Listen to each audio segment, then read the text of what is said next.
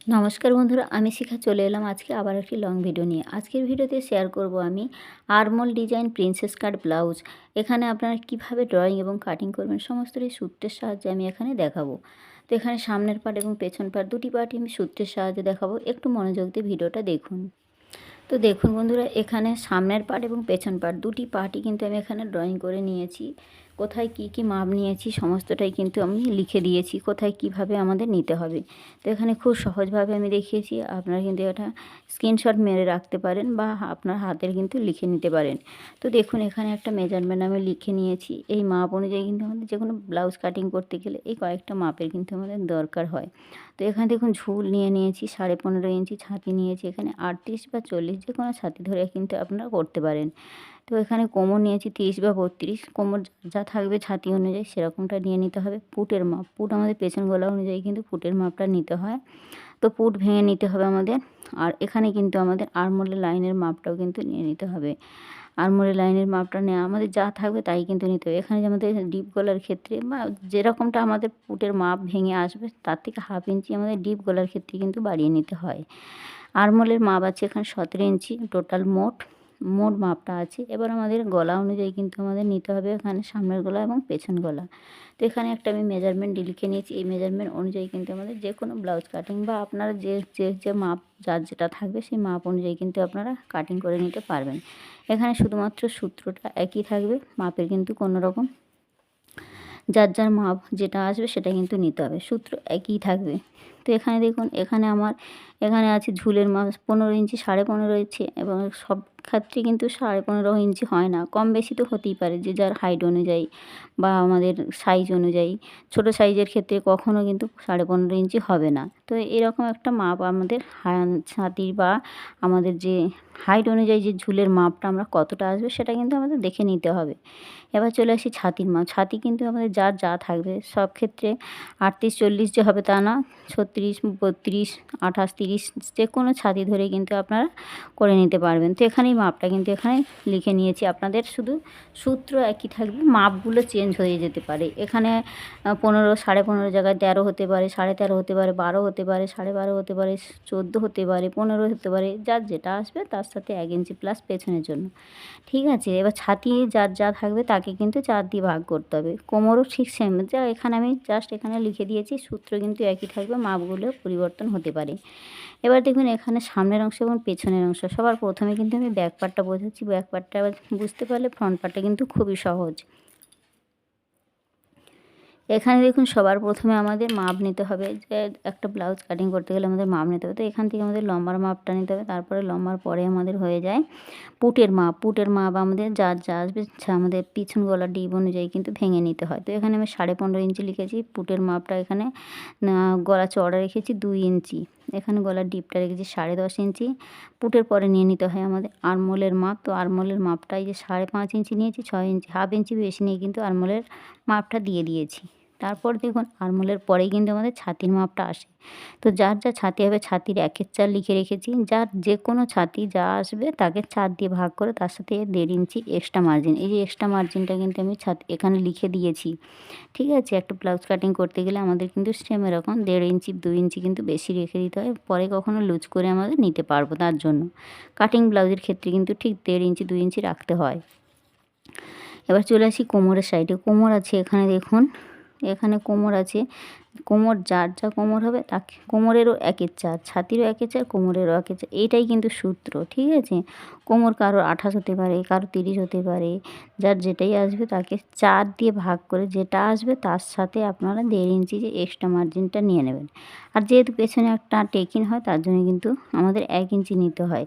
Half inch এই সাইডে, half inch ওই সাইডে, টোটাল আমাদের 1 ইঞ্চি টেকিন দিতে হয় পেছন পার্টের জন্য।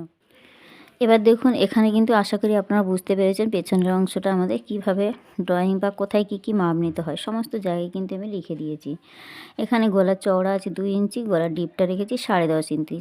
যদি 10.5 ইঞ্চি রেডি মাপ থাকে হাফ ইঞ্চি অবশ্যই বাড়িয়ে নেবেন। ঠিক আছে, এটা কিন্তু সূত্র।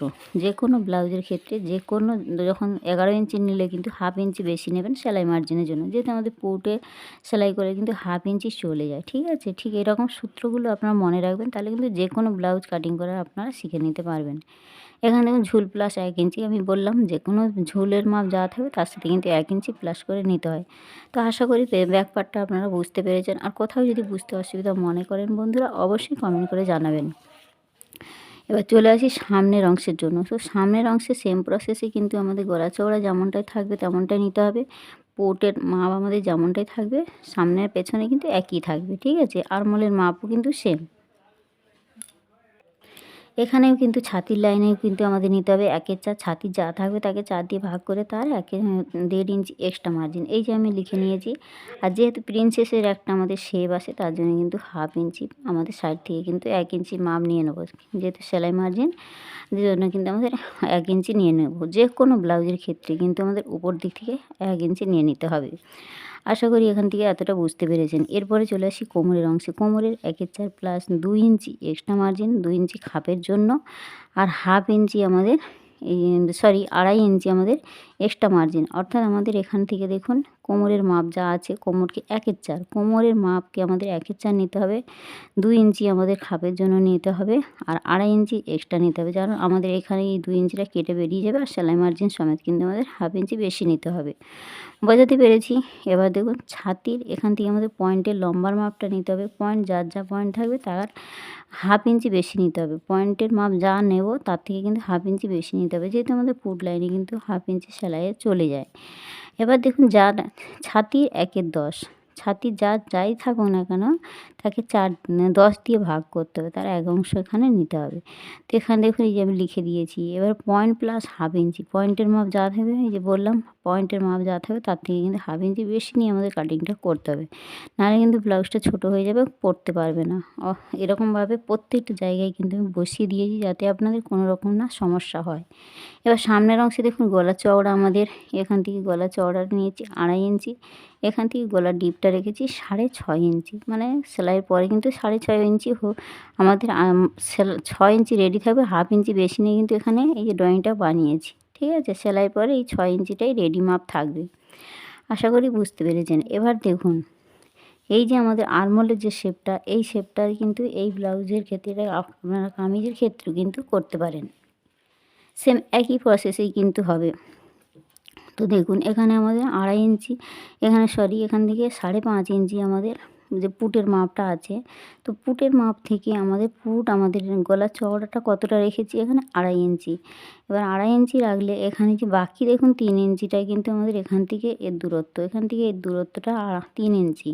এবার এই প্রসেসে কিন্তু আমাদের এই যে ড্রয়িংটা যেমনটা বানিয়েছি দেখুন ঠিক এরকমভাবে কিন্তু 3 ইঞ্চি করে কিন্তু আমাদের লাইনটা এসেছে। ঠিক এতদূর পর্যন্ত আসার পরে কিন্তু হাফ ইঞ্চি কমে গিয়ে আমাদের এই শেপটা দিতে হয়েছে। তাহলে এখান থেকে 2.5 ইঞ্চি এসে কিন্তু এই পর্যন্ত কিন্তু 2.5 ইঞ্চি থাকবে। এখান থেকে 3 ইঞ্চি নেওয়ার পর কিন্তু হাফ ইঞ্চি কমিয়ে আমাদের এরকম শেপটা দিতে হবে। তবেই কিন্তু আমাদের পারফেক্ট একটা আরমোল শেপের সুন্দর ডিজাইনটা বেরোবে। আশা করি বোঝাতে পেরেছি। এখানে আমাদের কাপড় কিন্তু 2 ভাঁজ করে কিন্তু যে কোনো ব্লাউজ কিন্তু আমাদের 2 ভাঁজে কাটিং করতে হয়। ঠিক আছে? তো এখানে 2 ভাঁজ বলে আমি লিখে দিয়েছি। যেখানে যা মাপ নিয়েছি সমস্তটাই কিন্তু এখানে বসিয়ে দিয়েছি যাতে আপনাদের কোনো রকম না সমস্যা হয়।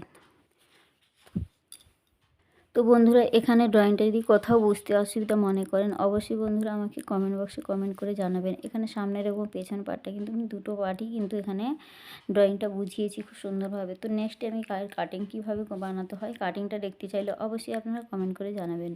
তো বন্ধুরা ভিডিওটি আজকে এখানে রাখলাম। ভিডিওটি কেমন হয়েছে অবশ্যই আপনারা কমেন্ট করে জানাবেন। তো এরকম নিত্য নতুন ভিডিও দেখার জন্য আমার চ্যানেলটিকে কিন্তু সাবস্ক্রাইব করে পাশে থাকবেন। ফেসবুক পেজ থেকে দেখে থাকলে পেজটিকে ফলো দিয়ে পাশে থাকবেন। তো বন্ধুরা আজকের মতো ভিডিওটি এখানেই রাখলাম। দেখা হচ্ছে নতুন কোনো ভিডিওর সাথে। সবাই ভালো থাকবেন। ধন্যবাদ।